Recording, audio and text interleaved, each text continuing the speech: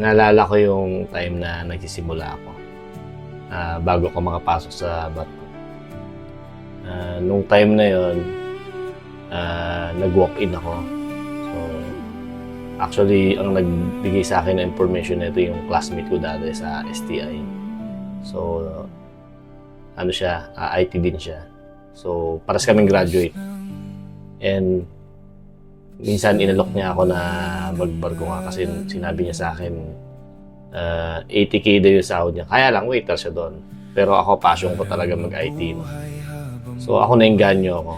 Tapos nag-try din ako. Sabi niya, si tatay darating. Sabi niya, bababa. So nagkita kami ng papa niya nung pagdating nung mga ilang linggo. Tapos tinanong ko kung saan ako pwedeng mag-apply. Ngayon, dahil nakita ko yung papa niya na meron siyang medical sa super care nung time na yun. So sinamahan niya ako dun sa sa Magsaysay.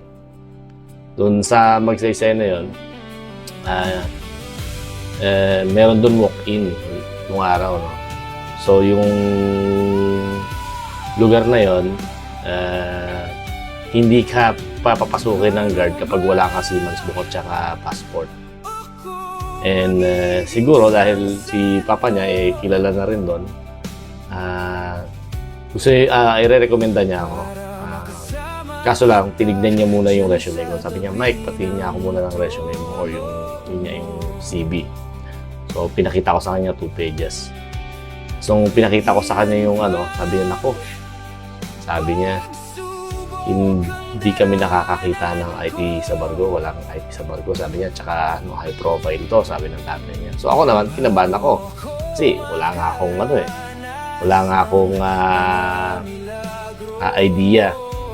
Gumastos na ako ng pang seaman's book pa lang So nung yung time na yun, sabi ng papa niya, pero itatry pa rin natin, sabi niya. Try mo dun sa may yung walk-in na yan. So yung security na yun, medyo alam mo na, Pilipinas, maraming tanong, may passport ka ba, may seaman's book ka ba. Siyempre ako nung time na yun, na-prepare ako. Kasi yun din yung binanggit ng dati kong classmate nung college.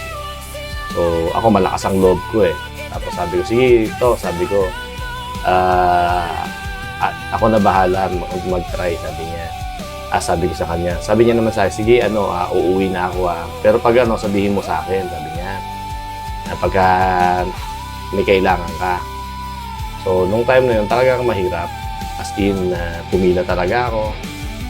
Yung security, siyempre alam mo naman yung mga security doon. Tapos, sabi sa akin ng window 4 yata yung kung di ako nagkakamali. Sabi sa akin, intay ka muna, sabi niya. Kaya lang, 2:00 pa. Biruin mo yung pera ko na magkano lang, 400 lang yata, 400 pesos or 500. Siyempre, pamasahe ko pa yung pagkain ko. So talagang napakahirap.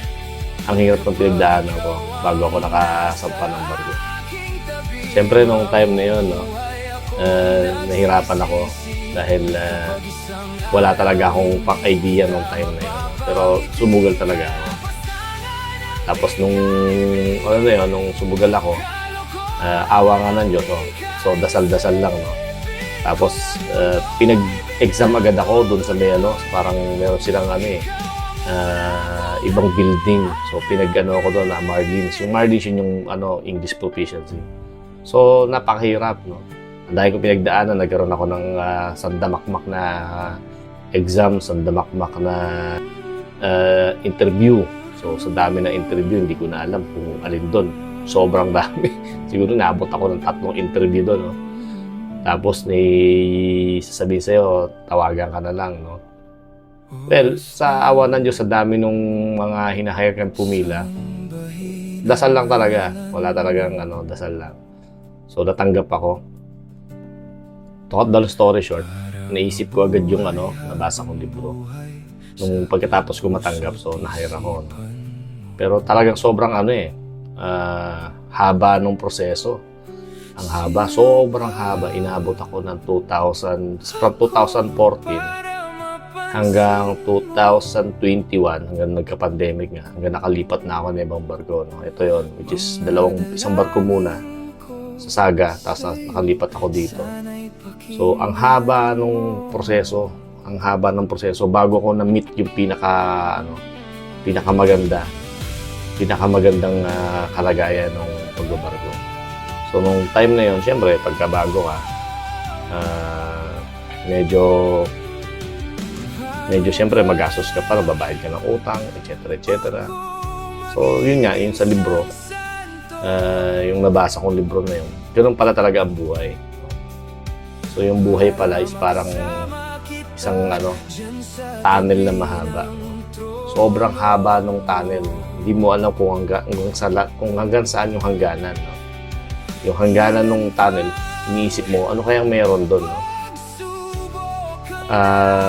So, yun nga, ganun nga sa buhay. Kailangan keep going ka lang. Tuloy-tuloy lang. Huwag kang maghangad ng mga bagay na hindi para sa'yo. So, eventually, ibibigay naman ng Diyos yan. No? So, yun nga, parang ang buhay parang isang tunnel.